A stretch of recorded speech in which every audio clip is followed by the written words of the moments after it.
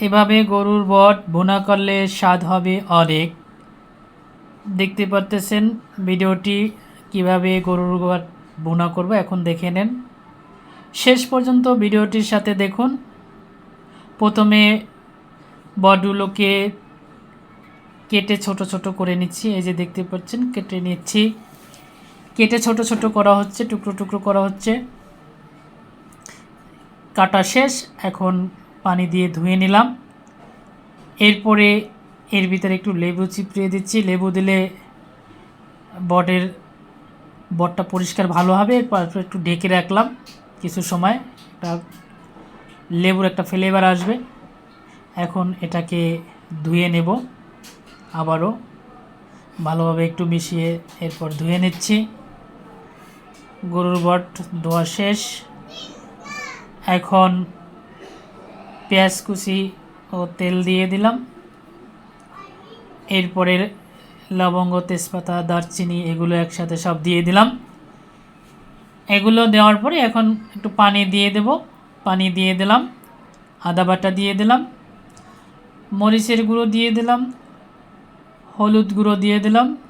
এরপর এগুলোকে একটু কষিয়ে নেব। জিরার গুঁড়ো দিয়ে দিলাম, ধনিয়ার গুঁড়ো দিয়ে দিলাম। এখন এগুলোকে একটু মিশিয়ে নেব, ভালোভাবে কষিয়ে নেব। কষিয়ে নিচ্ছি। এরপরে লবণ দিয়ে দিলাম। লবণের পরে এখন এগুলোকে কষিয়ে নেব। একটু কাঁচামরিচ দিলাম, টমেটো দিয়ে দিলাম, টমেটো কাটা। এরপরে দিয়ে দেব সেই বট ধোয়া, যে বটগুলো ধুয়ে রেখেছিলাম সেই বট এখন দিয়ে দেব। বটগুলো এখন দিয়ে দিলাম।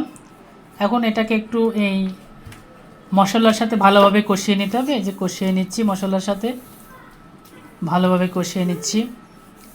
কষানো হয়ে গেলে এরপরে এর ভিতরে পানি দিয়ে দেবো। একটু ভালোভাবে কষিয়ে নিতে হবে, তাহলে একটু স্বাদ ভালো হবে। কষিয়ে নিচ্ছি। গরুর বটগুলো ভালোভাবে কষিয়ে নিচ্ছি। কষানো শেষ, পানি দিয়ে এসেছি। এটা পানিটা যখন টেনে যাবে আরও একবার পানি দিতে হবে, তাহলে সিদ্ধটা ভালো হবে।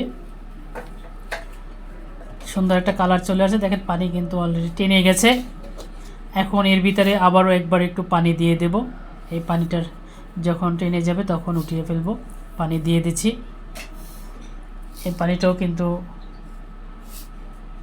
প্রায় টেনে গেছে, পানি ঝোল কমে গেছে অনেক। এটাকে ভুনা ভুনা করব। জালটা একটু কমিয়ে দিলাম। এই দেখেন ভুনা হয়ে গেছে। এভাবে গরম ভাতের সাথে খেলে স্বাদ হবে অনেক। আপনারা কি এভাবে গরুর বট রান্না করেন? দেখতে পাচ্ছেন এখন আমি ভাতের সাথে গরুর বট নিয়ে নিচ্ছি। গরম গরম ধোয়া উঠছে, এখন খেয়ে দেখব। আলহামদুলিল্লাহ।